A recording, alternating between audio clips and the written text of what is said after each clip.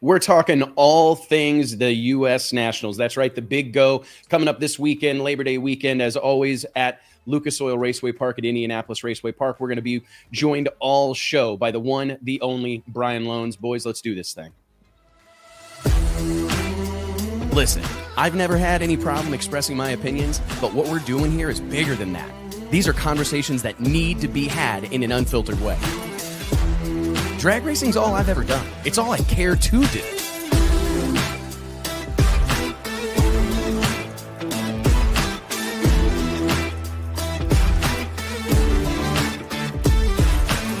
I respect the history, I appreciate how far we've come, but I want more for this sport, and I'll fight for it. It's uncut, it's unfiltered. This is the show of shows. The biggest names in drag racing. No holds barred.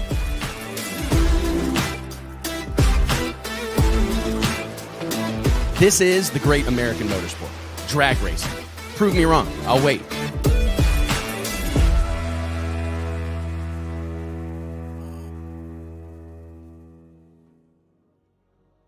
Hey gang, Wes Buck here, Drag Illustrated Magazine, checking in. It is Wednesday, August 27th, 2025. Hope you're doing well. It's Indy week. Hard to believe that this spectacle, 71 years strong, is already here. It really does seem like the last thing I remember, it was the 4th of July. Then I remember like vaguely Christmas. I mean, it just, time flies when you're having fun. It's, I guess, unbelievable. Back. But here we are at the week of the NHRA U.S. Nationals. There's so many storylines going into this event, so many implications in terms of the countdown to the championship, how guys are going to shake out the first ever regular season championship, which I personally think is a fantastic thing. We've got a ton of ground to cover today, and we're joined by Brian Lohnes. So we might as well just join, throw everybody in the party, and let's do this deal. Blake, JT, Mike, what's going on, guys?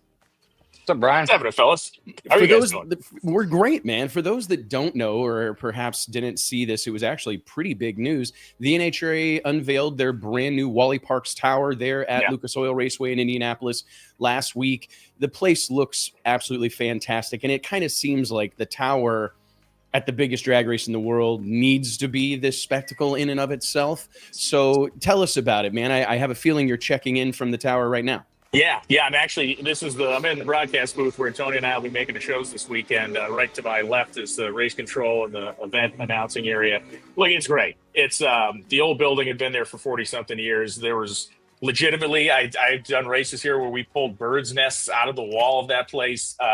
Every air conditioner had a 5-gallon bucket underneath it. Like it was over. It was over. And this is really, it's a multi-phase program going on here at IRP. The tower's part of it. They're going to do a bunch of work where the way the track is laid out now is actually going to change, where the professional pits, which are now on the right side of the track, are actually going to be moved to the left. That whole area is going to be redone. The right side will be redone. All the sportsman stuff will come over here. So huge investment in the property. And look, the building, I've seen a lot of comments. People are like, oh, well, the building, this, and why did they spend the money on the building? You guys know this. If you're going to have a venue to put on events in, you're going to need to draw people and revenue into the venue. The building is a way to do that. There are beautiful suites up here. There's a lot of opportunity for that. So it's really nice. And it's like a place to do business also. Like Charlotte, the tower at Charlotte is like that. It's got conference rooms and everything. It's somewhere where you can bring, obviously there's a large contingent of teams and sponsors and everything based at Indy that you can bring there to talk business. I mean, it's, when there's not an event going on. So it seems like a multi-purpose type of facility. Well, and this is one of the few buildings in drag racing that is actually like a legitimate part of the Hendricks County community here. So like the Top Eliminator building, they hold their local elections in Brownsburg in that building.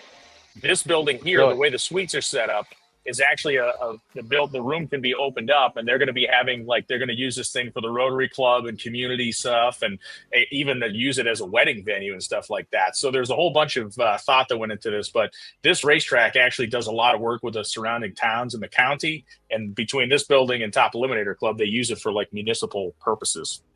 That's pretty amazing, cool. man. Yeah. I mean, I think that's something that is slept on just by and large in our sport, is that getting involved with the local community. I always tell people that the bigger deal you can make an event locally, the easier it is to make it a big deal regionally or nationally, internationally. So I think that those are things like, I hope that there are some people going, you know what, that's probably something that we should consider doing, reaching out, to the local government, local officials, local nonprofits, et cetera, to see how you can find a way to serve them.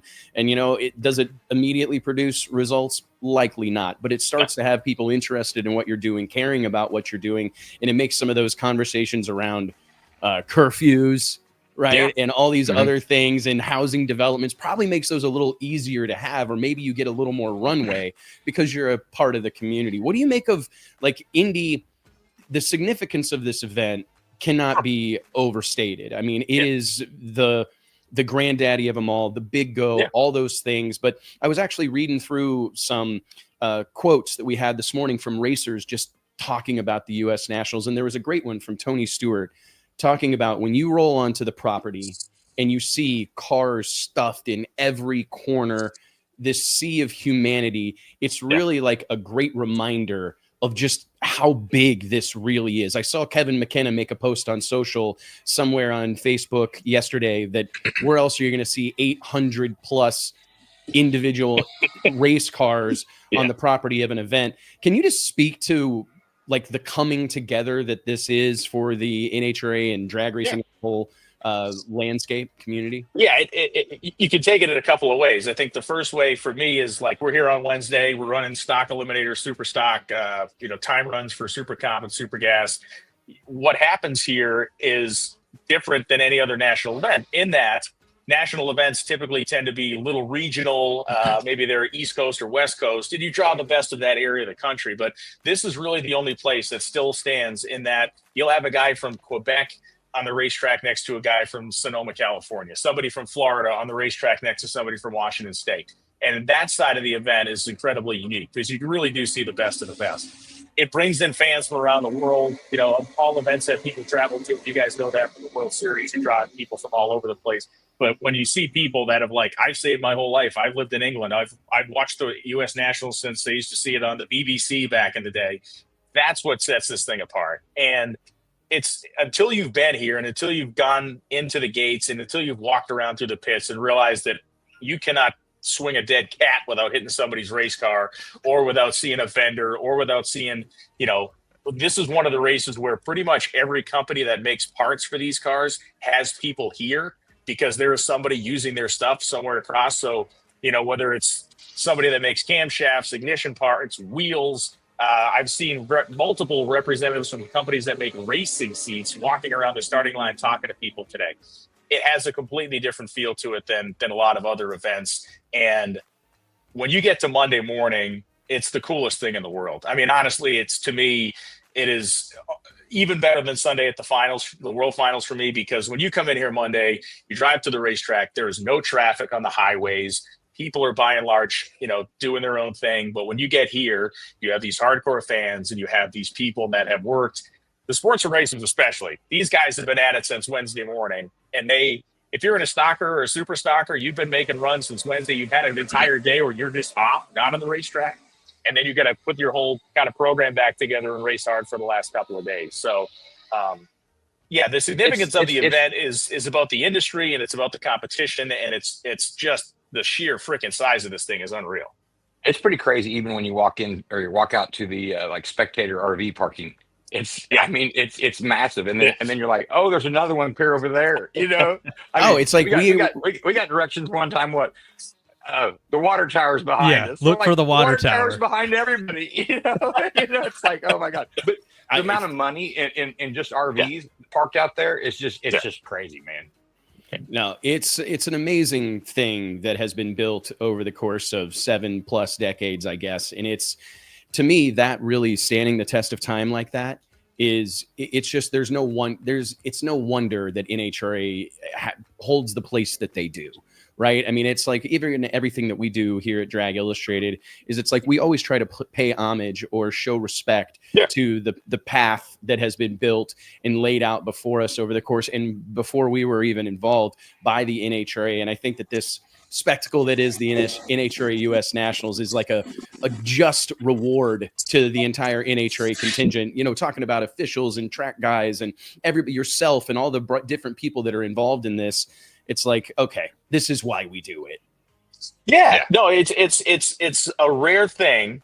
And again, you guys understand this because you're the Winter Series, the stuff you guys are building, you understand this, but it's a rare thing to have an event that has a deeper meaning than what it is on its face, right? I mean, I remember being at the SFG $1 million to win bracket race in Michigan in July of 2020. That was an unbelievable thing. It was a truly unbelievable thing. It was a spectacle and it was neat. I didn't have a huge emotional connection to it. I was awed by the whole thing, and it blew me away of the competition, the prize money, all of that. But this is the type of event where it does carry a deeper meaning with it. It carries some sort of a weird emotion to it where, you know, my buddy Dan Page won Top Alcohol Dragster in 2017. Guy from New Hampshire. He's a chassis builder. Yeah. Great guy. Yeah. Great guy. And I basically lost it. I was in the booth with Dennis Taylor calling the final round, and I couldn't keep it together. And to this day, it makes me emotional to talk about it. But it was like, this is my friend. Like, this guy just did this, and it was unreal. And the same thing's going to happen to me at some point on Monday here. I know it is. And you see people get out of their cars and just weep. And when you get an event that means that much to somebody, that's what takes this one to me across the finish line. Everybody gets out of their car and screams and hold a wally wherever you do it. If it's your first, your first win, whatever, it's big. But pretty much everybody cries here. And a lot of guys would trade a championship for a U.S. Nationals win. Mm-hmm. We made a post earlier. Yeah, we made a post today with Austin Prock. Austin Prock said the same thing in a quote that we pulled and did a graphic of. Basically, it's like, I think the quote says something like, "It's Don Perdomo has always said it. You can win all the championships you want, but if you haven't won Indy, you haven't done shit." So that's it's that serious. It's that big of a deal. And you guys, even NHRA posted something this morning. I didn't even catch who it was, but they're like screaming, "We just won the U.S. Nationals. It's a Top Fuel." Was it last Milliken, year? I think. Clay Milliken. Milliken. Yeah. And, just the emotion that you get from this event. And like Jim Park's saying, making it to Monday is an achievement in itself. Because like you said, that it's on Wednesday. I mean, we hear cars running right now in the background and goes all the way to Monday. And I think at one point there was this talk of, is Indy too long? Is it in today's micro attention world, should we shorten the event? And it kind of, I feel like COVID brought about some trials of that with those Indy events that were held in 2020.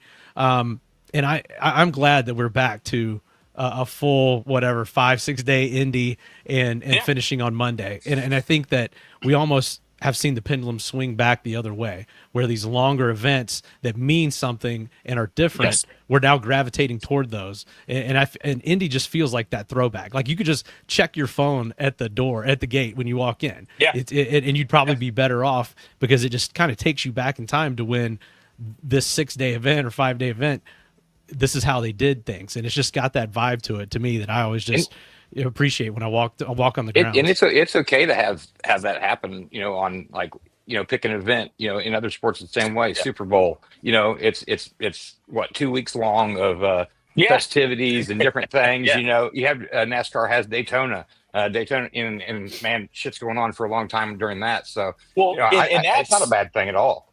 No, and to me, I think it's something that we need to do a better job on as an organization. This is our speed weeks. Mm-hmm. Like you had the Division I race, everybody's racing there to come here. You got the Division III race, everybody's racing in Kentucky to come here. You have individual self-promoted events around the country where people are testing. You have stuff going on like went on at Flying H where guys were, they were running for $45,000, but a lot of that work they were putting in was to get ready for this race. 100% testing for Indy. So when we look at what NASCAR does such a good job of around Daytona, what they've done for 60 years down there is basically promote everything. You have the late models racing at this place one night. You got these guys, this guy. We got that going on, and we just need to tell that story better, in my opinion. Because to me, it's interesting because for every single person that tells me some sob story or whatever about, oh man, Indy's so long, I'm there for a week or whatever, they also follow that statement up with and I've been going since 1983. Right? So it's like, hey, I understand that it's like part of, I mean, I think this is part of culture or society at this point to be bitching, right? Like it is it's the thing to do is to complain about things, especially in this social media age that we live in. But I'm with you, man. I see this not as a problem, but as an opportunity where, I mean, you're going, we have essentially the attention of the entire drag racing world for a solid week, easy. And if there was more like effort or thought put into marrying some of these things together, creating ongoing storylines, creating little events within an event. I mean, I think about Cruz Pedregon's car show. Like that has become kind of a thing that is going to happen in Indy.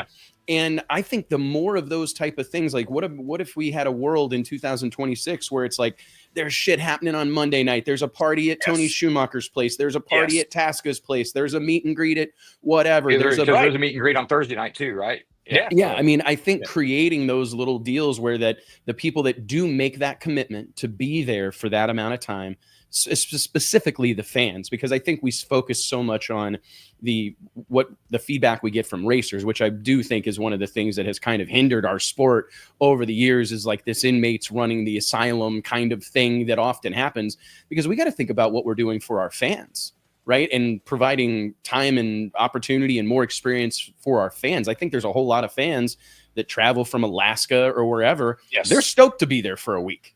Entertain me. Was that Steve Earwood walking around in the background? It looked like it. That was my guess. I mean, Terry Earwood's out here running a super stock car, so that might have been. It was Steve. That's the other thing that makes this race great. You don't know who's going to walk in the room behind you. I mean, everybody's here. But you make an excellent point. And back in the day when you hear the guys that came here 50, 60 years ago, we used to leave the track every night and we'd go to the hotel and watch XYZ guy work on his car. Well, the modern translation of that is we left the track and then we went to this guy's race shop on this night. Then we went to this guy's race shop on that night. And there was a cruise night over here. So you're 100% right. It's the building that environment. The Stampede of Speed has done this in Texas and they've done a very good job at it.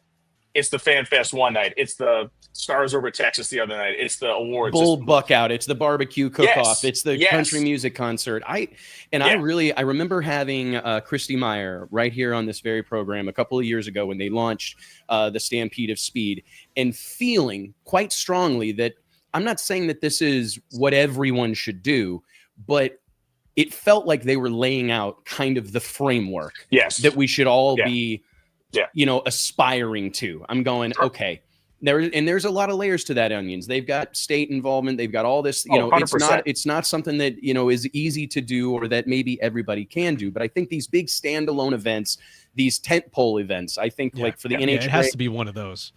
It's got to be Gainesville. It's got to be Indy and maybe the World Finals. You've got you take three of your existing inventory of events and turn those into your pay-per-views. I always throw everything to pro wrestling. It's like, here's our pay-per-views, here's our house shows, etc. And where each one of them has kind of a different rubric. So no, it's this is a funny story here in the comments from Mr. Robinson here.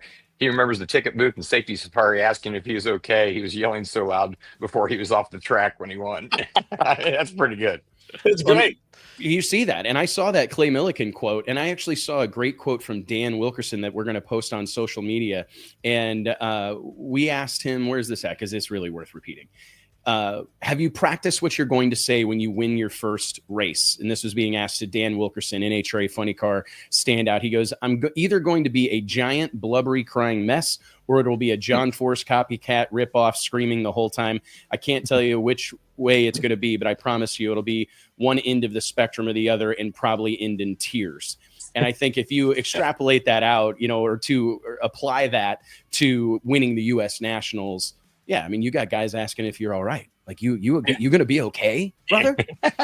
And look, and it cuts both ways. I mean, my first year, the final round in pro stock was Alex Laughlin and Eric Anders, and Alex was 120 on the tree. And I made a mistake that I learned a lesson in front of God and everybody that day, which was I had pre-written something in my head that I was going to say when something happened, right? And so she had said something in her pre-race about wanting to win, and I was going to use the line "signed, sealed, delivered, it's yours." And so he's 120, she's gone. She's not even in the same frame of our helicopter shot. And I'm going through my cute little script I have in my head. And next thing you know, I see her trying to jab the shifter back into gear, and here he comes, and he got her at the finish line. And she was inconsolable, which you'd expect, because she still is. She still is. If you talk to her Yeah. about that, she still feels just as strongly about that today. Yeah. And it was an incredible thing. Robert Height 1 year lost in the final, and he was doubled over the fence down there. And you see it go both ways. And I talk a lot about this on our NHRA show and stuff, but it's like, I'm not reveling in people crying or being distraught, but I want to see it. I want to see it every race. The reason people are starting to fall in love with Dan Wilkerson is because whether it's a red light, whether it's a mistake, the guy, he just bleeds it out in front of you. He's not trying to have a stiff upper lip. He's letting himself be who he is. And that's been very endearing to watch. It's hard to watch at times. Your heart breaks for the guy, but that's what I want to see. Not only here, I want to see it everywhere. And that to me is something that is so, I couldn't have said it better, Brian, because I don't revel in it either, but I certainly want to see it. I challenge people all the time, racers specifically, is you have to make sure that people know how much you care. Right. Like we want to, and that's how it's demonstrated, by showing that raw emotion. And I was with you, man. I was trying to write a story about Daniel Wilkerson beating himself up over pedaling it and blowing the body off the car and tearing it all up 2 weeks in a row, I believe. And I almost didn't publish it because I'm like, man, I can't let this guy beat himself down like this. Like, I don't want. He was hard on himself. He was hard. But then I thought, you know what? But I also want people to see how much this stuff means to him and how hard he is on himself. And because I agree with you. I think that's what will propel this young man into stardom, is being that guy that wears his heart on his shirt sleeve. Do you think how do we get more of that? Like, that's one of the things that, we have tools. Indy pulls that out, right? You're going to get this weekend. It's the perfect storm. There's so much pressure. There's so much attention to the event. There's so much prestige and history that it kind of becomes easy. But to your point, like, how do we pull that out of more of these guys and gals, especially with like the weird dynamic that exists in drag racing? And this is something that I think gets talked about kind of privately, maybe not openly a lot, but there's only a handful of these guys that are real, true, this is their job. Right. Sure. And I think that a lot of times those are the guys that give us this. But 100%. When a lot of our sports comprised of, even Doug Coletta, I think it could be very easily argued that he's a professional race car driver, right? That's what he does. Yeah. But he also has another business, and he flies planes, and he runs Coletta Air and Coletta Charters, right? So, and that list is long of guys that have businesses or have outside. And I don't know that they have like the inclination to show their weakness or show vulnerability, right? Because that's a bit of a challenge. Like, these guys are kind of living dual existences. Absolutely. At times. Yeah, the people who feed themselves by racing are the guys that you don't have to beat it out of. If you need to perform to eat, you are going to show emotion one way or the other, good, bad, or otherwise. And you're right. There are people that certainly carry with them responsibilities outside the racetrack where they think they have to guard themselves. I would argue that unless you're going to do something completely off the wall and damaging not just to yourself or point to the image of the sport, right? Let it fly. Really. And it's, I don't want to say it's courage, but it does take some courage to just be yourself. It does. And, I hear it from a lot of people, whatever. People want to bitch and complain to, whether it's to Tony and I, or whether it's about me to Tony, whether it's about Tony to me, about, I can't believe you said this, I can't believe you said that. Don't say it back channel. Say it to me back on camera. That's not a challenge to you. That would be compelling freaking television. Steve Torrance did it my first year. Steve Torrance got annoyed with me over something, and he shot right back through the camera at the top end on the broadcast about me trying to drum up some fake drama, this, that, and the other thing, which I wasn't. He had told me something that I repeated that he said, but I'm not going to go down that road. But it was great. It was great. And the first thing that happened that day when that show, it was in Chicago, when that show aired, I got a couple of messages from people at home. And one of the guys that a friend of mine, I've had a friend for a long time who's kind of in the media, texted me, he said, "Now you exist." He said, now you exist. He said, that was a moment for you right there, because now all of a sudden he addressed you. It wasn't him yelling at a logo on the side of a tower. It was a you and him thing. And everybody went, whoa, what's this about? So I don't know. There's a part of me that just wants people to kind of, I don't even know how to convince them to do it. I just want them to be natural and real. We see a lot of it out of Alexis DeJoria. She's fantastic, good, bad, or otherwise. When it's going well, she's bouncing off the walls. When it's not going well, she'll tell us. You know, we might get to that. We might get to that point again. Everything is, everything goes in spurts, right? Yep. So, we went through this long stretch of cancel culture, and everybody was scared to what they were going to say and everything. Yeah. Now everybody's like sick of that. I'm going to say whatever the hell I want to. So, right. we might actually get back to it. And even before that, it's become more accepted. I feel like in the old days, maybe if you went to Indy in the 70s, there was very little, TV coverage or TV broadcast was it. Yeah. There was no internet, and it was probably rough around the edges, but you had to be there to know about it. Now with the internet, I think everyone kind of pulled back, shied back. Corporate sponsorship came in big time, in the 90s and 2000s, and now that's maybe not so much at play to the level it used to be. And it's just become more accepted to be yourself and to say and to let it fly. So to your point, JT, I think we could be seeing another cycle where it's okay and people feel more free to do that. I think we might actually. I think the other part of it that people misunderstand is like nobody's looking for somebody to put on an act. Like nobody's looking for somebody to get out of the car and put on some sort of a show. Right. I just want you to be honest. Like you clearly want to show up the next round and decapitate the person in the other lane. And I don't need you to tell me you want to decapitate them, but I at least want you to tell me that you want to beat them, right? I at least want you to tell me that much. That's all I want to hear. Right. I don't even need. We're friends, but not when we're on the track. I don't ever want to hear. I don't ever want to hear. I don't even know who's in the other lane. I'd run my own race and I race my lane and race the racetrack. Oh, you should get a point deduction. You should get a fine for every time you roll that line out. Listen, the amount of times over the course of his career that somebody has said that they don't care that anybody's in their lane and that anybody is Justin Ashley, and then the guy has a panic attack and goes 200 red because he doesn't care who's sitting over there is hilarious. It's so true, man. I mean, I see the racers. I mean, and I also for every one of those guys that tell us that, like, oh, I don't care who it is over there, doesn't matter. It's like they're the same ones going, man, I hate this chip draw at the Winter Series because it'd sure be nice to be able to kind of know who I'm going to have to run. And I'm like, I thought you didn't care, right? We're just racing the racetrack. Right. We're just racing the racetrack. And it's, to your point and everyone's point by now is I do think we're in kind of a new era. I mean, I was just thinking about did you guys see this deal with Rampage Jackson, the UFC fighter's son, beating the dog shit out of this pro wrestler? Wow. What is the deal with that's crazy. I just saw a part of it, but I figured I'm a UFC guy, so I follow this shit. I'm a big fan. And it's like unconscious hit him 22 more times or whatever. Yeah, it was. He was going to kill that guy. He was going to kill that guy. But what I found, it was, and I don't know why this is coming to mind, but everybody in MMA has done a YouTube video with their take on it. And I was just thinking about the collective balls it takes to, you're talking about someone's son. You're talking about someone's life. You're talking about, there's so many, and it's not just some random person's son. This isn't some dude off the street. This is a UFC Hall of Famer, a guy that's pretty much universally respected. And I just think about it's pretty incredible that there's so many people willing in this day and age to kind of speak their piece about it. Chael Sonnen, a UFC personality or whatever, former fighter, he's doing a video from his car 5 minutes after it happened, providing his commentary and how screwed up he thinks this is. And I just find that interesting because everybody's got to get a piece of it.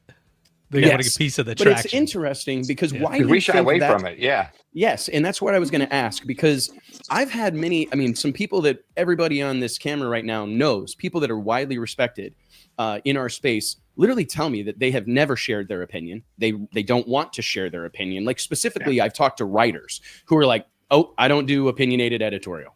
I don't write, all I do is report the news or whatever. And I've struggled with that because, I mean, you see it this week. Bobby Bennett penned what I thought was a really well done good story on competitionplus.com, kind of talking about, kind of calling out these NHRA naysayers and these people that just want to fight the man, right?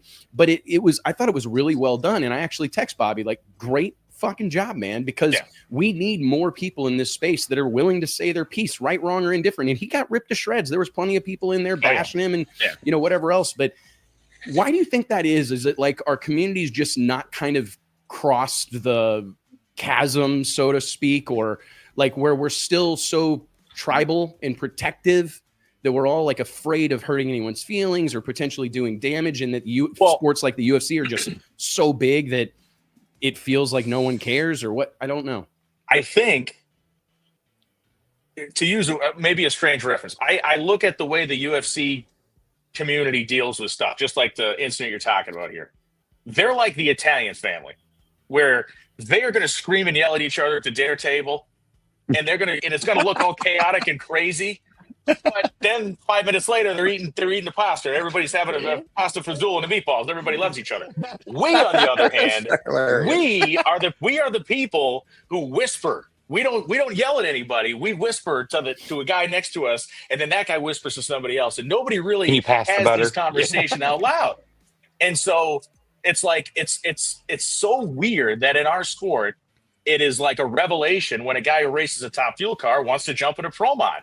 Or when a guy who races a pro mod wants to drive a funny car, wants to drive a super, whatever.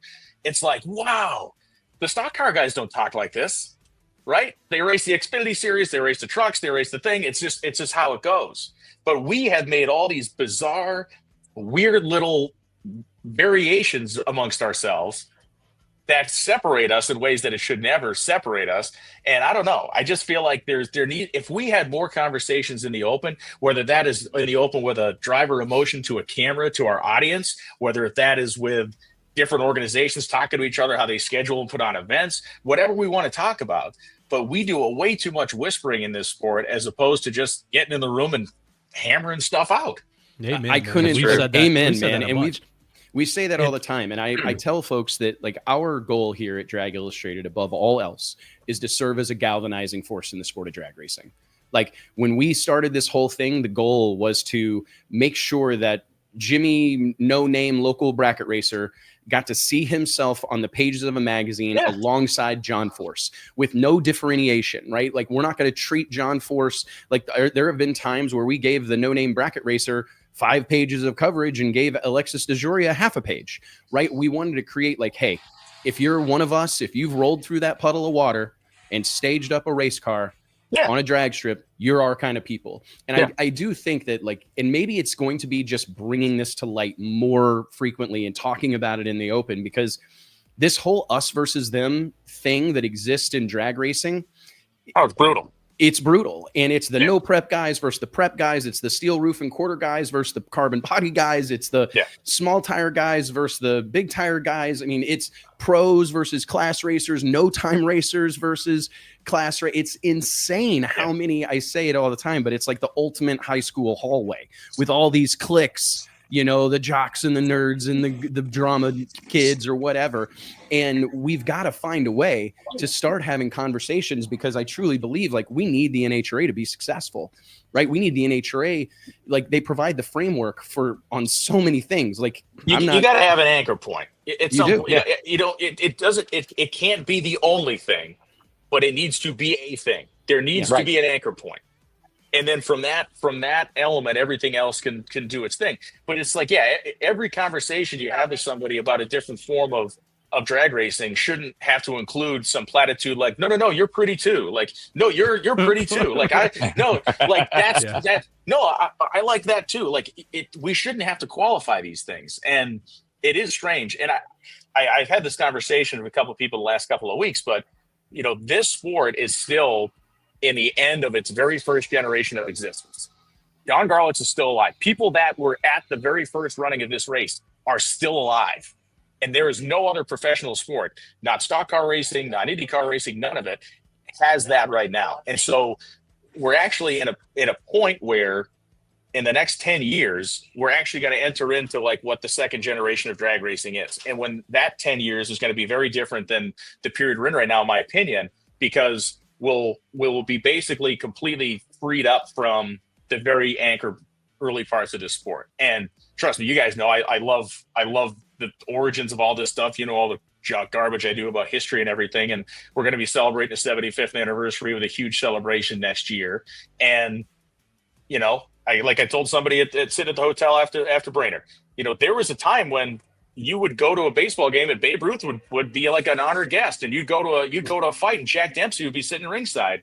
And, we're there right now with with Don Garlitz and Don Perdome, these guys. We're in that moment, and that moment's going to pass. And that's, to me, when it's going to be a big transformation in the sport. That's an interesting take, man. I really have never thought about it that way, but you're exactly right. And as far as your role and NHRA's role, how are you guys talking about that internally? Like what that next generation looks like, and how do you see NHRA's role in that, in your role in maybe even help guide NHRA's approach to it? Like with all that stuff we just talked about having conversations in the open and bringing some action and drama to the broadcast. Like, are the cuffs off for you or for Tony or for anyone? Or do you guys what's the approach and the control that you guys personally have over that? I think the control wise, I don't know if we have any control per se. I mean, I know that Tony and I have never been told, like, don't ask this, don't say this, don't do this. We've never got that. And Glenn Cromwell's kind of always been about anything that adds some spice to the mix here. He's been all about it. That's never really been an issue. I honestly think the major difference you're going to see coming up is in the professional drivers of today, by and large, the archetype of the person that they are emulating, the archetype of the person that they are trying to be like or be in the same league as, are those traditional personalities. This is an NHRA, mind you, are those traditional personalities that we've just mentioned. The people that are coming up behind them, let's call them the drivers that are in their young 20s, that are in their mid 20s, they're trying to make it into a fuel car, trying to make it into a pro stocker. They're going to be emulating different people.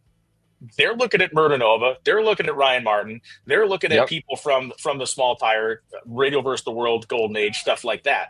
So they have a different model of what should a professional drag racer should look like. And that's what's going to start to change this. No longer are you going to try to be, how many drivers do we talk to that say, Don Perdome's the coolest guy in the world? Don Perdome is the coolest guy in the world. But these are all people in their 40s, 50s, and 60s. To a guy in his 20s and 30s, Don Perdome is not the coolest guy in the world. Right. So that's how that changes. It really is interesting, because actually Richard Freeman and I had this conversation a couple of weeks ago. He said, I really truly feel we're like on the cusp of like significant changes just in how this whole drag racing world looks and works. And it is, to your point about Jack Dempsey and Babe Ruth, that's one thing that I've often struggled with, because I think one of the things that our sport has suffered from is a lack of like fandom from our racers, where it's like you turn on a UFC broadcast again and you pan the crowd, and every racer or every fighter in the UFC for the most part is there. They take a lot of time to pan the crowd and show the other fighters and talk about their upcoming fights and what weight division they're in and all that kind of stuff. But we can hardly get a racer to come to an event if there's not a car for them to drive. You know what I mean? And so maybe, and there's, I've told this story. My dad and Wes's dad are like the two guys that will tell you, I ain't going to a damn drag race unless I'm racing. They flat out will not go. Yeah. One of my favorite stories to tell was trying to get my dad to go to an ADRL race, like in 2008 in St. Louis. It's 3 hours from the house. I'm like, dude, this is going to be like, hell, there's going to be a bunch of pro mods there. Like, they gave me a bunch of free tickets. You should come. Like, we'll have a blast. And he's like, well, do they have Comp Eliminator?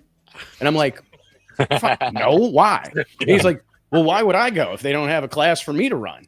And I'm like, I'm saying just go and watch. Like, just go be there. Right. And I don't know but it also, this is kind of like a full circle thing, because we have to we have to increase the experience or increase improve, like what's that look like? Because to your point, in that tower is a prime example of this. Like you invite a bunch of legendary drag racers out or a bunch of guys that are prominent from other spaces of the drag racing world. Like if I was in NHRA, I'd probably have fucking Jimmy Dale there. I'd have Sean Nova and Sean Ellington and Ryan Martin. Hey, let's lean on some of these guys. Let's bring them in. But then you have the whole, where do we do with them? So they just sit in a corner somewhere, a hospitality section somewhere for everybody. But so that's a good idea, though. It's not easy, but I do think that like we've got to start thinking about how we reinvent some of these things to make them attractive, because it's easy to want to go to a UFC fight. To be honest, I've been to them, and if you're somebody special, I can't imagine what it's like to sit cage side or be waited on hand and foot or get all this special access and special treatment. And I think that's something that I know that's something that we think about with the Winter Series is like, we get Clay Millican to come. How can we make sure that Clay Millican's time there is like maximized and we leave a lasting impression on him and he is somehow impacted by this event?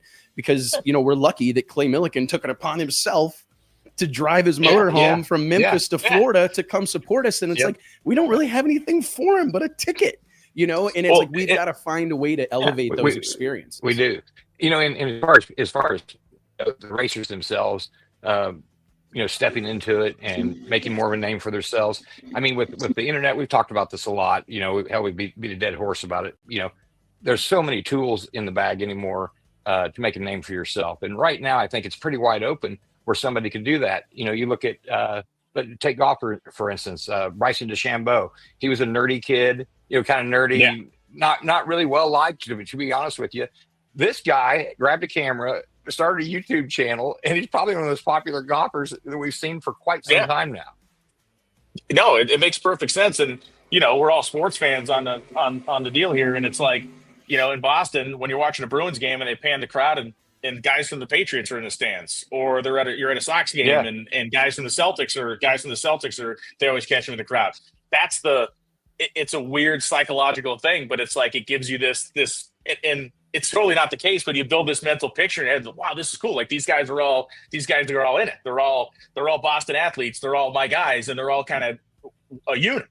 And the athletes see it too, Brian. I mean, they look up there in the stands and this is a big deal. I remember I was playing golf with an old receiver that played with Joe Montana, and he said they called him Joe Cool. He said one time we're in the huddle and he looks up there and he goes, "Look, man, there's John Candy up there watching this." I think those things really do. It makes a difference, but I don't know how that's like. However, maybe that's one of the things that changed with this kind of second generation of our sport that we're staring down the barrel of, where it's like, I do feel like, and maybe these aren't the best examples, but like these parking lot car meetups and Cars and Coffee and all these various things that are happening, even the underground street racing world, those deals are like popular attractions. Right. Yeah. People want to go out and be part of it, be around it. It's illegal. They shouldn't be there. Yeah. Right.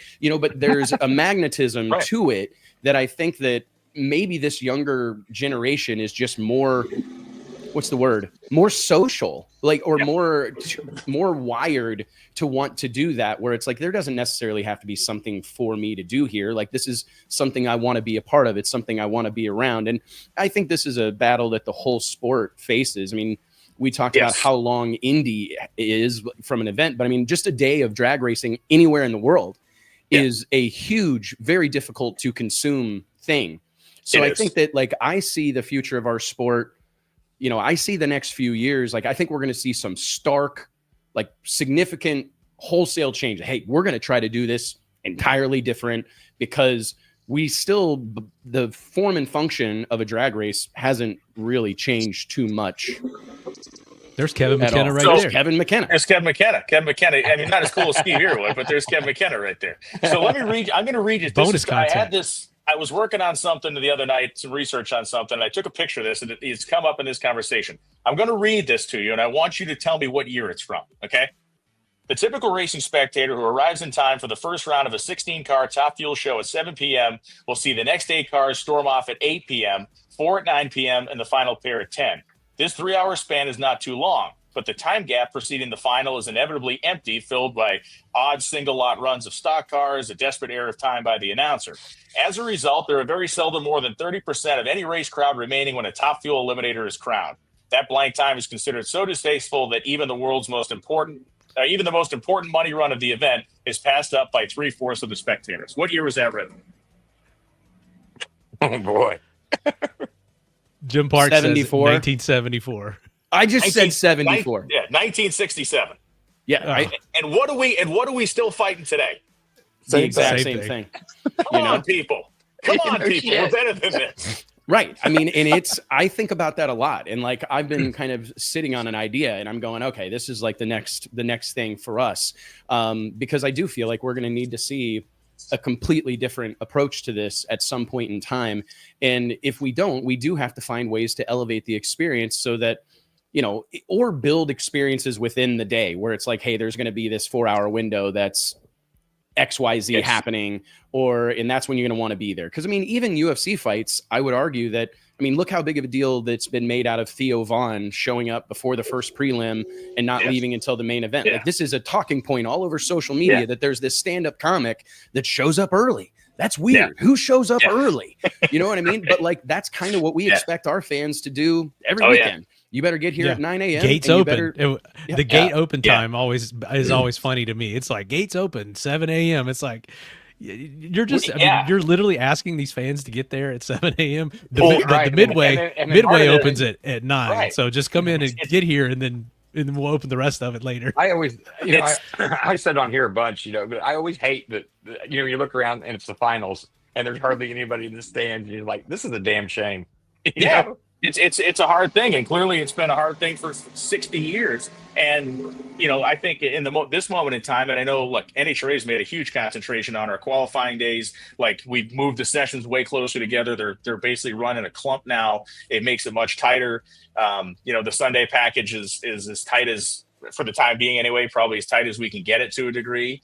But I know that has been a constant work in progress with NHRA, the pro teams, like really working together to try to give people this thing. And it's this generational split where so many of our fans, whether it's Winter Series, NHRA, Yellow Bullet Nationals this weekend, whatever race you want to talk about, big event, have been coming to drag races for so long that this is what you do. You get there first thing in the morning, and then you're basically, your skin is roasted off by 5 p.m, and and it's like, and you have a conversation with yourself, like, am I man enough to suck it up?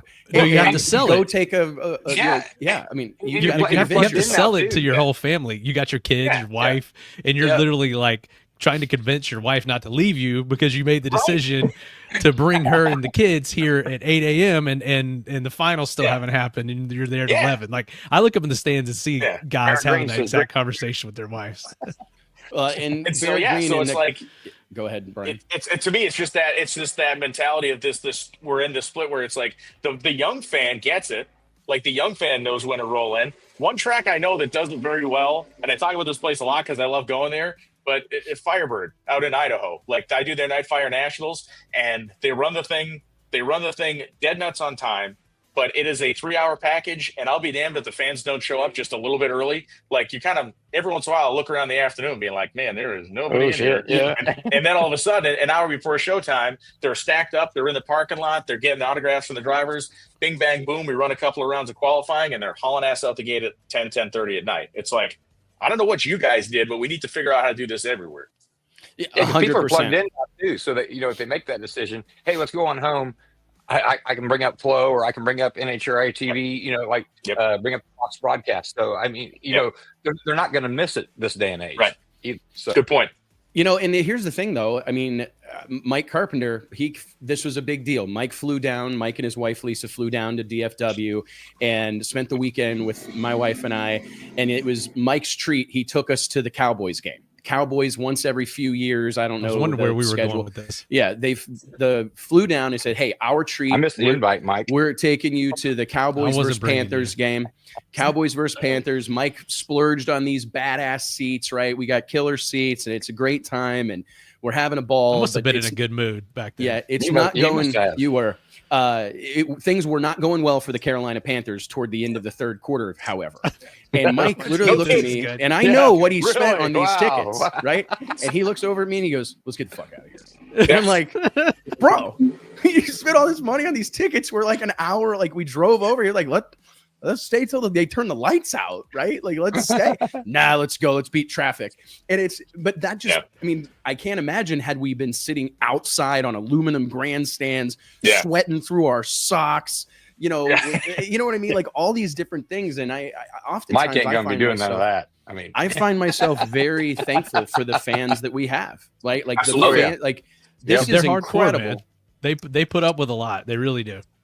And look, the shrinking crowd thing, it's never going to totally go away, no matter how smart you are, because there is also an element of, if the guy I'm rooting for loses in the first round, maybe I'm sticking around for a while, but I'm out of there. So, you're basically, other than the hardcore fans, you're down to the core people who are rooting for the two people that made the final in the first place. So, it's always going to be a give and take, but it is like the grand question that I think confronts any event promoter, whether it's NHRA, whether it's you guys for the Winter Series of anything. It's just how does the packaging of this? How do we continue to refine the packaging of this? Yeah, and because that's been my kind of song and dance for 20 years. Is it's like there is nothing wrong with the on-track product. Like what we do out here between those two walls. Yes, I'll put it up against anything. I've been to them all, every type of motorsporting event, and nothing compares to the emotional, visceral experience that is being at a drag race. Like, especially when it's done right? Like when the stakes are there and the atmosphere is there and all those things. It is, to me, it is the great American motorsport, and I'll argue that till I'm dead. But how do we, like, that is the next kind of conversation, is like, we've got to repackage this. The product doesn't really need to change. It just needs... a new box, so to speak. Yeah. And I'm excited about it because I think that there are some of those things, and we're seeing movement. I think we can't.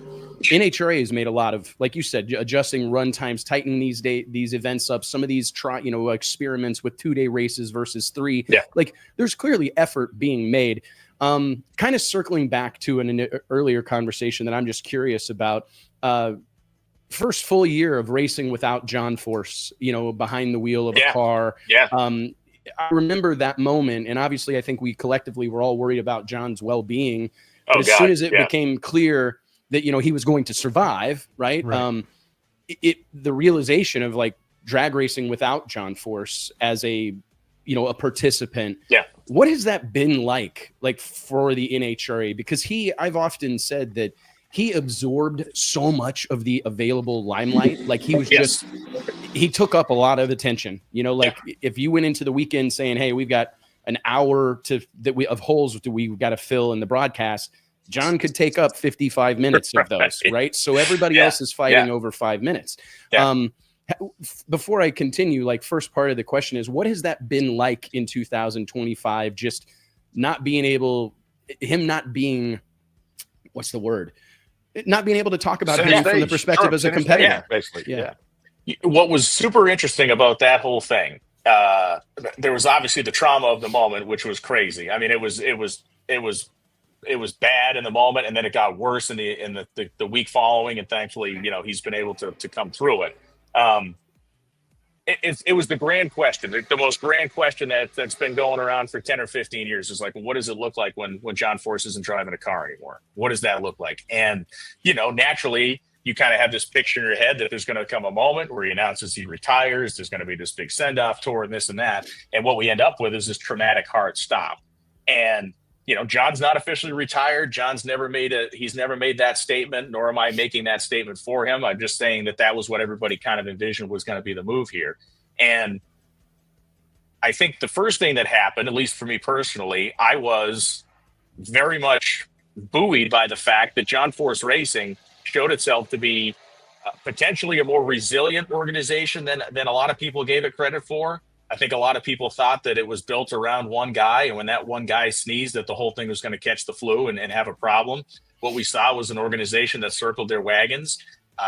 obviously organize themselves and what they needed to do, and then not only move forward, but move forward in a pretty incredible fashion with two cars, and third being Brittany, of course, like that were just dominating and winning a championship. They didn't go to pieces. They didn't fall apart. They come back and announce long-term deals with Cornwell for multiple years with Austin Prock. They signed Peak for a multiple-year agreement. They have Jack Beckman back in the car. And that was the first step for me to go, okay, this is different than I envisioned, what in a positive way, this is different than what I thought it was going to be. And what I think the difference of this season, what's the change, what's the attitude, what's the feeling, the fact that he is here makes people thankful. I think because of the way his driving time apparently has stopped because of how it stopped, there is a license, there is a heartfelt feeling of people that just thank God this guy's alive. And I don't necessarily know if you have that same reaction if it's the normal, retirement send-off. He has definitely transitioned to what I would say like a Richard Petty role in drag racing. He is still somebody that people look at with awe. They still crowd around him to get him to sign everything that he can sign, from, hats to T-shirts to babies and all the other stuff. But it's been a lot different than I expected. We've not seen a drop. We have not seen, people running for the hills. We've not seen a fan base abandoned. We've not seen people just run away.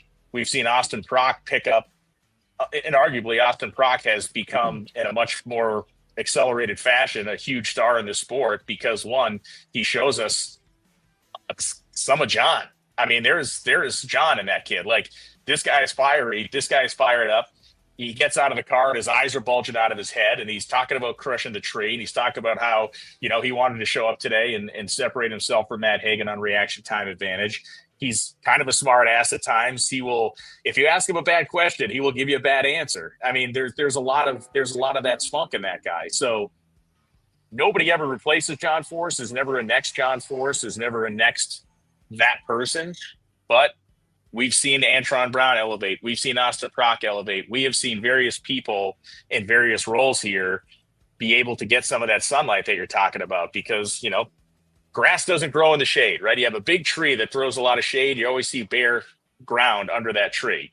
And there's more sunlight to go around, to your point, and people are soaking it up. So I guess the short answer to that question is people are certainly missing John behind the wheel, but they're thankful that he's alive, and that in and of itself has kept them very engaged with what's going on and rooting for his team.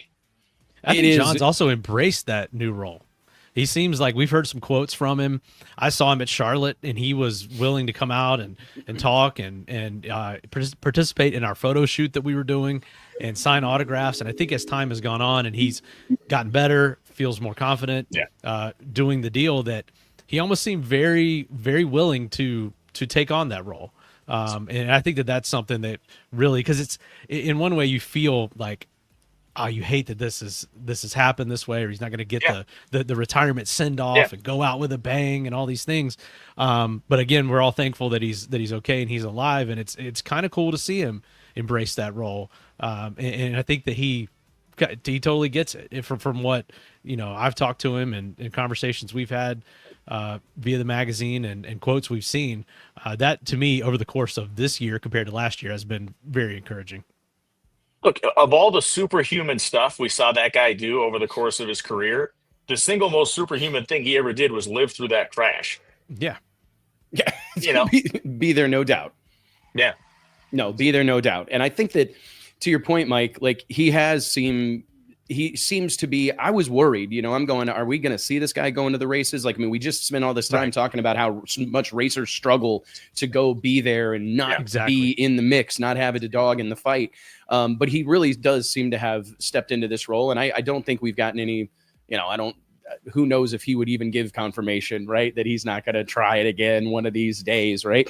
But it is, I do think you're right that the way it happened and the relief that we all felt that he was going to survive and he was going to continue to be like, a functional member of society kind of poured a little bit of water or made made it a little easier to take, yes, than if we would have had a Don Perdome final strike tour type of situation where it was like a begrudging, I'm done, sailing off into the sunset.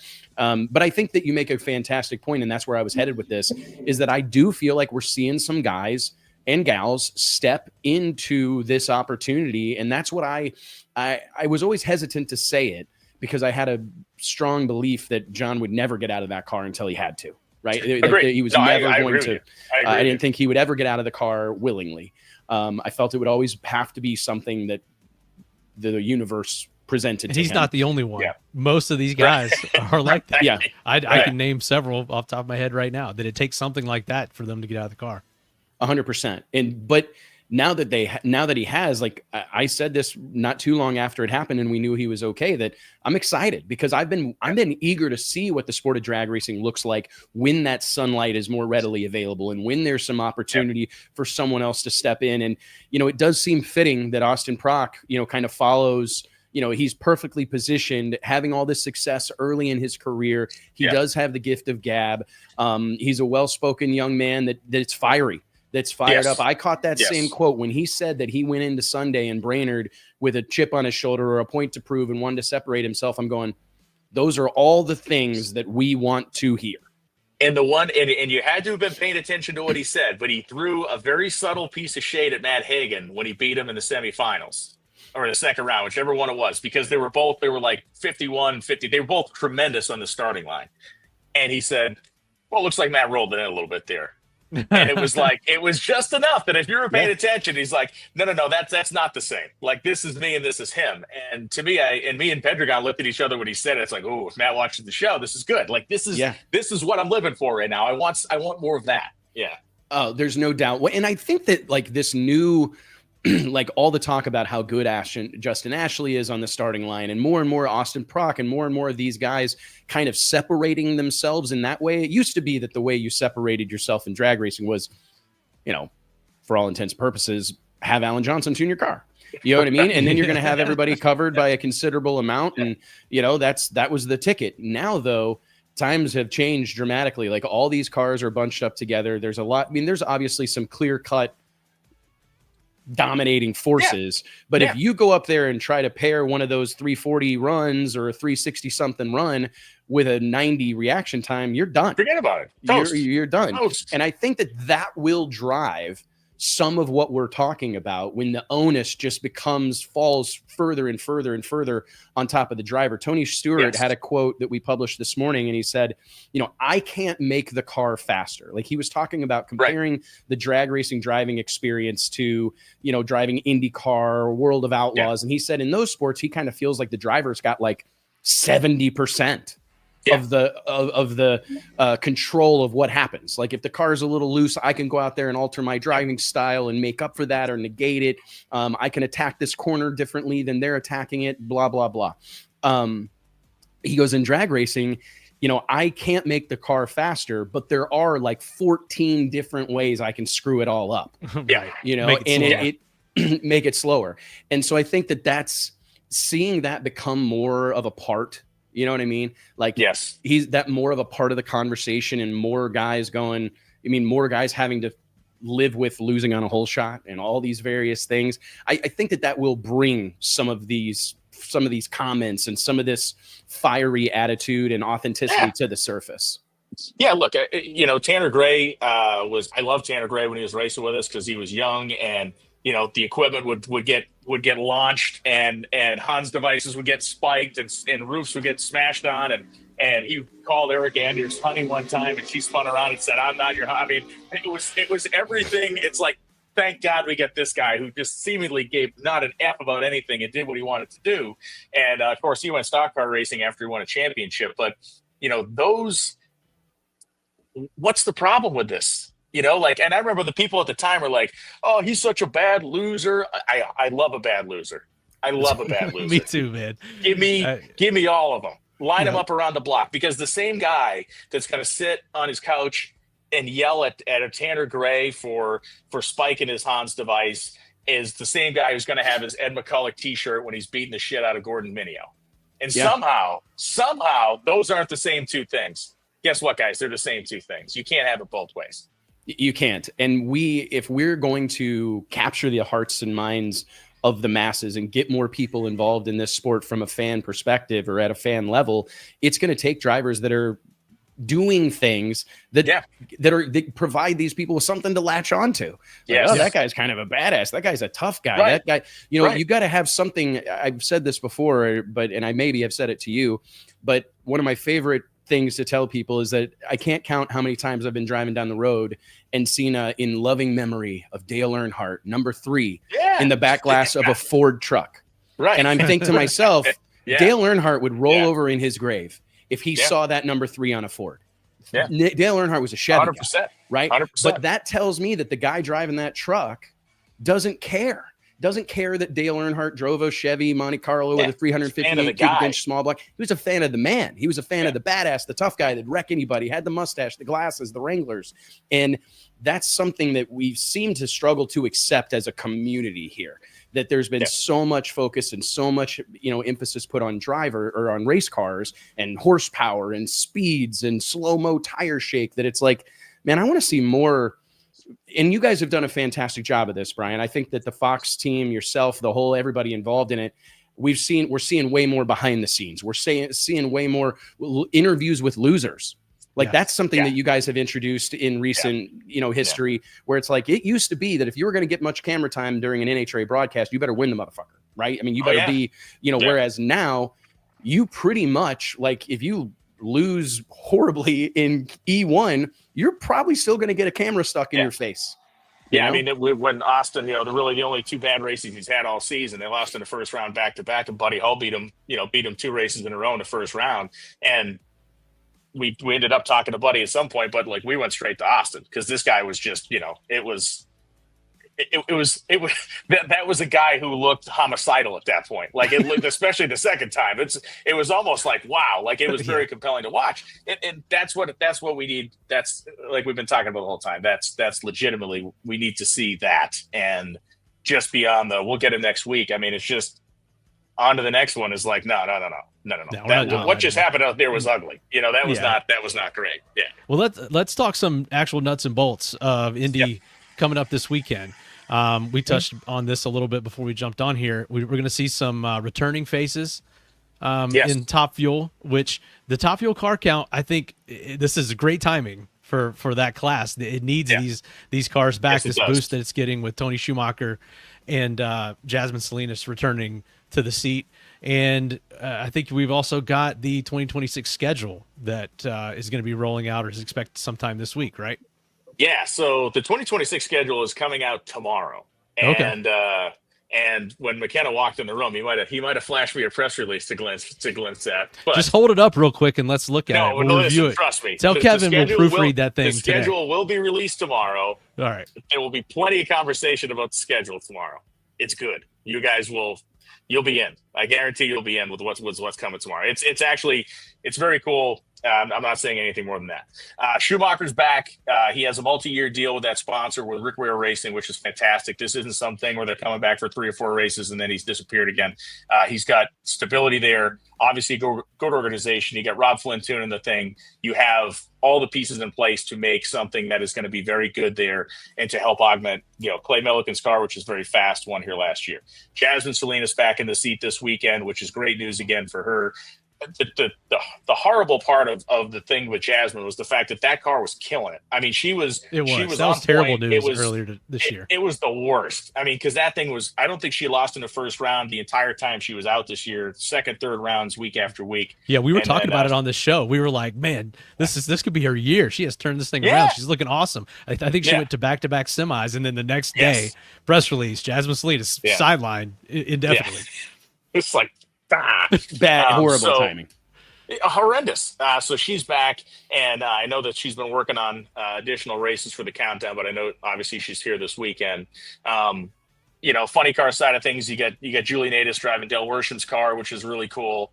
Vandergriff is back in Sean Reed's car, which is again jumping back to Top Fuel, but some really good looks here. And at Pro Stock, we got 21 entries, or maybe 20 now. I think Shane Tucker dropped, but we got 20 entries in Pro Stock. the pro stock thing, we're going to have at least 1 or 2 countdown cars not make the 16 car field. There's no two ways around it. When you look at the 20 cars that are here, obviously the power plants are coming from most of them coming from 2 places, and they're all, especially the back half of that field is going to be so tight. You're going to have some good cars that you miss it by just a little bit. Pro Mod, we got 21, I think, on the entry sheet for Pro Mod this weekend. That's a start. Yeah, start to their road to the championship, which is their version of the NHRA countdown that'll span over 4 races through this back half of the season. It's a great week, and yes, the Top Fuel we struggled, especially in the outer geographic areas. The Epping race, Seattle race, Sonoma. Obviously, those are the toughest ones economically. Well, they've been dropping too, like Sean Reed. Yeah. That deal happens. Right. I mean, they're just some weird stuff where that class. Yeah. A couple of years ago, we were talking about how strong it was. I think it was the opposite. Funny car would seem to be down a little bit. Yes. There was a lot of new blood in Top Fuel. Yes. A lot of young guns, and then it's kind of the pendulum swung back to where Top Fuel was kind of thin. Not of its own doing, but some of the stuff that's happened throughout the year. So great to see that. Hopefully, the herd continue to grow as we go into the end of the year.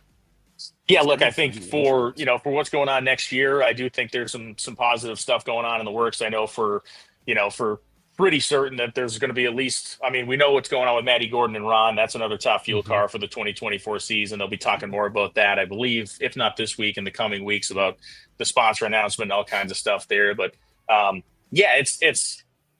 it's a weird thing in the sport because, as you guys well know, something that's like, okay, we're on solid ground, everything's great. And then you wake up one morning and you're like, what the F just happened? Like, how did 3 people all of a sudden not show up? Or how did this guy lose funding overnight? Or what happened here or there? It can be mind-boggling sometimes. It really can be, man. What do you make of the regular season points championship? This is something that seems to be universally praised.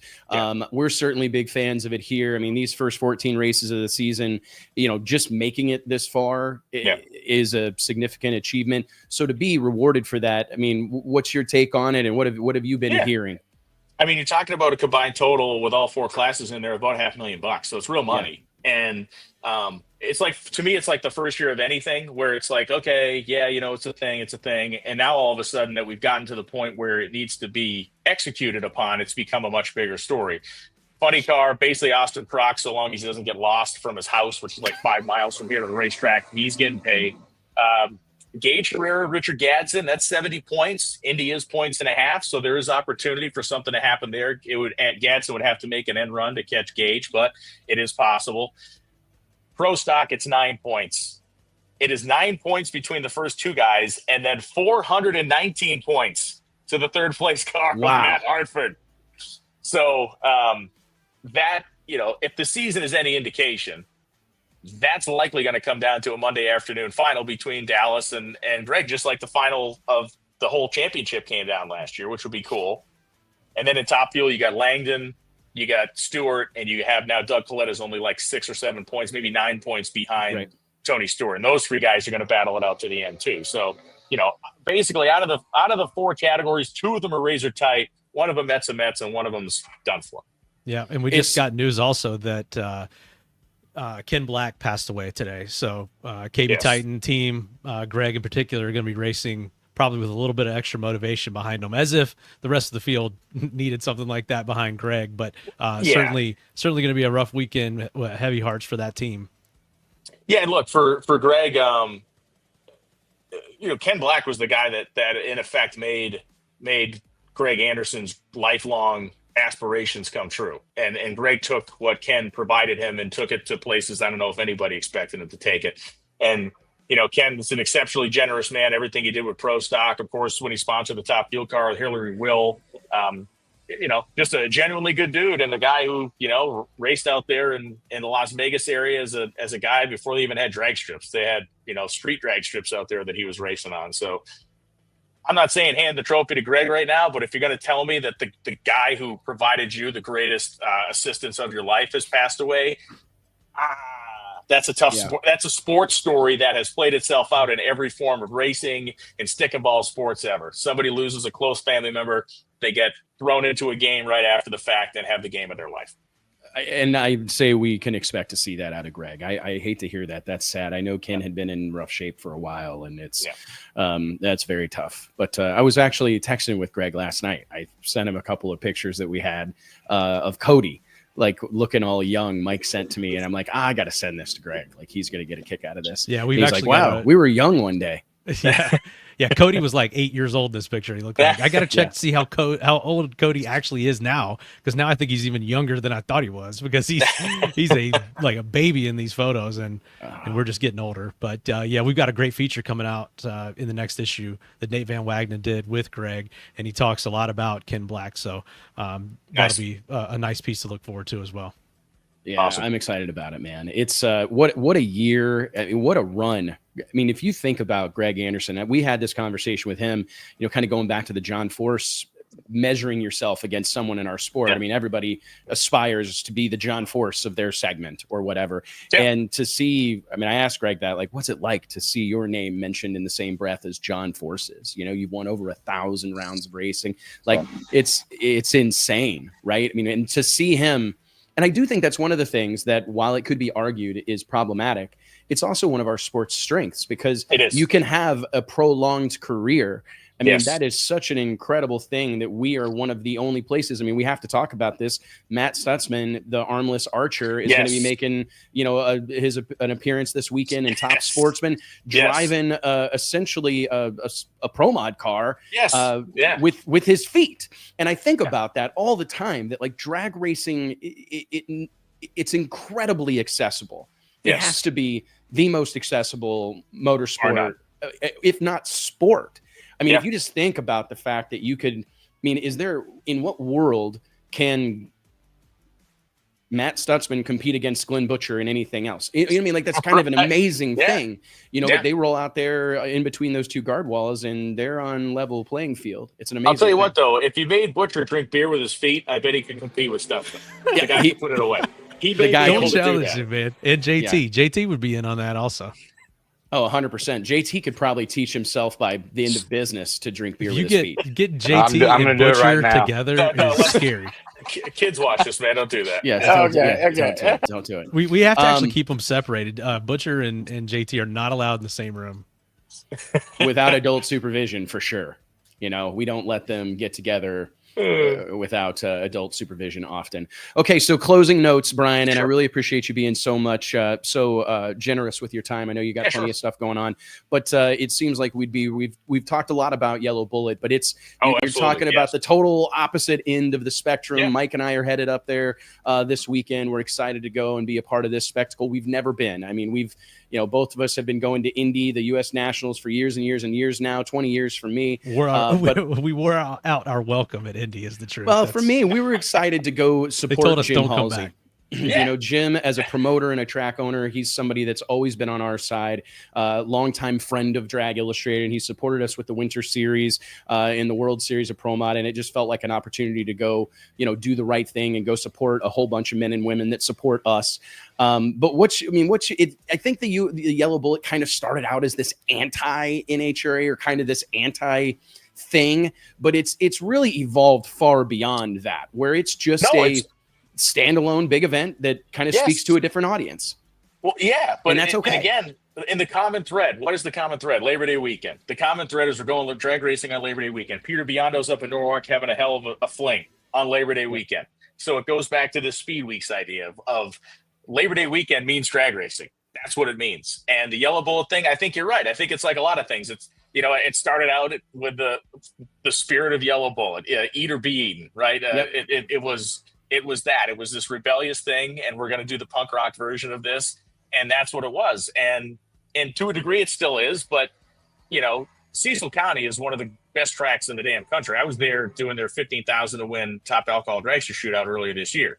There's not a place that has more equipment, that is in better shape. I mean, Halsey is a hoarder of tractors and rotators and dragging machinery. And a lot of track operators are like that, but the stuff is rusting in the back corner somewhere and hasn't run in 15 years. Halsey's stuff is always waxed and ready to pounce on the racetrack. So look, when I'm sitting in the tower doing my notes and everything else, working on what I'm doing. Every year that thing's been live streamed, I have Motor Mania up on the side, making my notes, doing my stuff just to see what's going on. I love that scene. And a lot of the guys that race at that thing, my buddy John Sandoval, people I've known for years from the New England area, go down there, run 850. The DeMarcos, will run their pro mod there this weekend. So I got a lot of friends that are there doing their thing, and they're checking with me, and I'm checking in with them. But that is a race that has built a legacy. It is the same thing we talked about at the very beginning of this. It is an event that has meaning. It is an event that has value to people. And it's done that because of how it's put on, where it's put on, and the people that have, turned it into an annual occurrence to attend it. So no, it's killer. The bottom line is the more people that are making more runs down more racetracks means that the sport is healthier. Right? I couldn't agree more. That's really the simple no math. scarcity mindset there. That it's. Yeah, that totally agree with you. The approach just has to be. It has to be an approach of growth and a spirit of competition that is an elevating spirit of competition. We gotta, we gotta compete. We got to keep our eyes up. We got to be doing the right things. Whether it's, and I'm not saying we're having direct competition with Yellow Bullet, but what I am saying is, everybody should be looking at everybody else's events going, you know what, that's a good idea. You know what, maybe that doesn't fit my event, but it works for them. So anybody that looks at the Yellow Bullet Nationals and think that it's somehow taking away from the U.S. Nationals is insane. And I don't think anybody should view it that way. Yeah. Yeah, I couldn't agree more, man. We're genuinely excited about it. It's, an outlaw 8th mile pro mod race. And I think with the conditions, it's looking like we're going to have some really, really good drag racing, some record-setting season, as we like to call it. And it's going to be a nice little preview for the Winter Series. We were talking about this. We're working on our rule set, getting that out, kind of getting things buttoned up for Winter Series. And a couple of months ago, we said, should we wait and see what happens at Yellow Bullet? And we're like, nah, it's going to be hot. I don't know how much it's really going to translate, but we're actually going to get a really nice preview between that track surface and the weather. And I'm already seeing some numbers, getting some spy shots of some time slips from testing going on at various places. And of course they're doing testing at Cecil County as well. They're going to be in for it down there this weekend, or up there this weekend. Just sorry, a super gas guy looks like he just completely annihilated a motor out there. Got my eye looking out the window. I actually want to hit you guys with a question before we bail on this thing. What were your thoughts seeing the scoreboards turned on for Myrna Novashan and Ryan Martin? I thought that was freaking awesome. Bro, I posted that video on social the other day, and I'm going, this is bananas. I mean, we keep our ear to the ground, and I'm friends with a bunch of those guys, and you would hear what they run, or they would tell you, whatever. But to see those guys light the board side by side, 365, 209, and Ryan Martin before the end of the weekend, I believe, went 218. It's really incredible. I don't know that any casual fan probably understands the gravity of that accomplishment. Like, that is, those are short wheelbase steel roof and quarter cars that started out as real vehicles, covering the 1/8 of a mile, 2 city blocks in 3.65 seconds at well over 200 miles an hour. Really interesting. It sort of raises a different question and maybe another problem. The rules, the multi-power adder situation, some of the stuff that's going on and how that translates to some of these other classes that are running no time, and what may be going on with those combinations, what they may be running. I think it's kind of put a new spotlight on some of that stuff. Well, I bet there's a whole lot of guys plays out this fall that ordered nitrous systems. Oh, absolutely. And for me, like, that's kind of interesting, because we've talked for years and years and years now about, because Mike and I are both like dyed in the wool, not afraid to admit it, nitrous pro mod guys. Mike's dad had one. He said I could tune his car this weekend. Oh, there we go. I don't know if I'd want that level of responsibility. But we're big fans of it. So we have been quietly, not so quietly, I guess, concerned about the long-term health and wellness of this particular style of drag racing. And it's kind of coming to light that maybe there's, maybe the future of nitrous just looks different than it has. It's similar to what you're talking about with like the next generation of drag racing.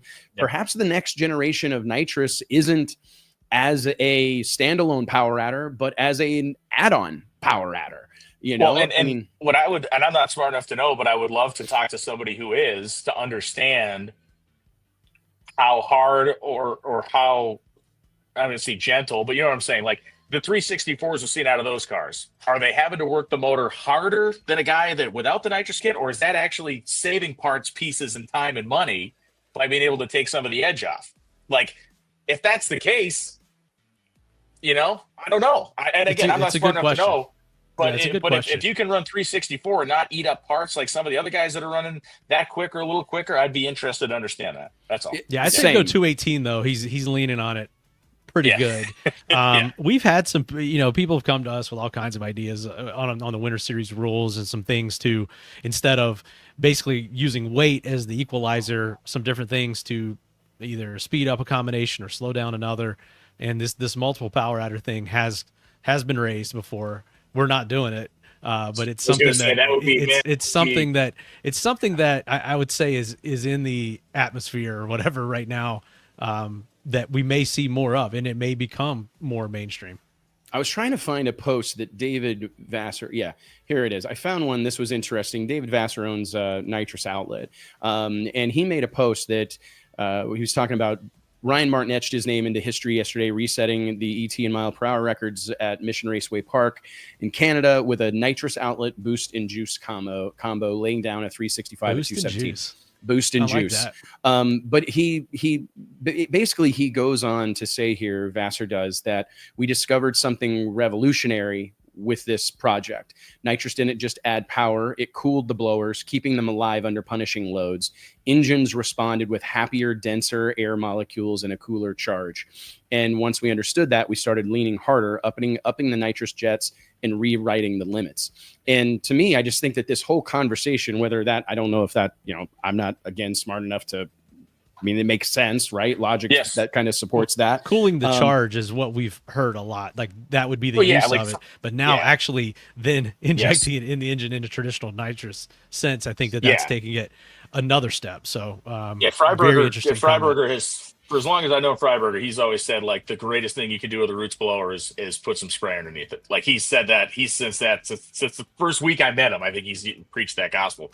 This is that to the extreme, but it's fascinating. And to your guys' point, trying to introduce it into a traditional rule set, though, good luck with that. Yeah. No, it's really interesting. And for me, I almost see if it's going to see that it perhaps is going to be a pathway for some of these cars. Because one of my biggest concerns about Street Outlaws or No Prep Kings or The Outlaws or whatever the name was, or whatever, however you remember it, going away was the fact that there was going to be a whole lot of really nice race cars that were purpose built for that style of racing that may not be able to be competitive anywhere else. Yeah. So now I'm going, shoot, both of those cars may not have qualified at the Winter Series, but they would have been in the hunt. Yep. You know what I'm saying? Yeah. And so is this like is this a pathway forward for some of these cars that are a little bit shorter wheelbase, a little heavier, et cetera, can't get as light? Maybe that's a pathway forward, to increase participation over the long term, Yeah, no, I agree. I mean, it's a discussion and it's a thought process that needs to happen because, like you said, you can't have these cars sitting around doing nothing. They got to be out there getting raced. 100%, man. Well, Brian, thank you so much for your time. And Mike, JT, Blake, the whole team, appreciate you boys. And of course, all of you that tune in and join us around the Drag Racing Water Cooler every Wednesday afternoon. We appreciate it a bunch. I think we covered a lot of ground. I hope you guys have an absolute blast in Indianapolis, Brian. We're praying for sunshine and blue skies. And we'll let you know how things go at Cecil County Dragway for the 16th annual YellowBullet.com Nationals. Sounds good. And if just a short plug, if the Sox and Martin guys have sponsored free NHRA.TV all week. So if you want to just tune in at your shop, listen to all the runs from 8:00 this morning until Friday night, you can do that for nothing. And you can have Motor Mania on one side watching Yellow Bullet. You can have NHRA on the other side. It'll be fine. Multiple screens, baby. That's the way to do it. Multiple screens, man. That's 2025. Yeah. We appreciate you, Brian. We wish you well, and we'll see you soon, okay? Sounds good. Man. See you guys. Thanks, guys.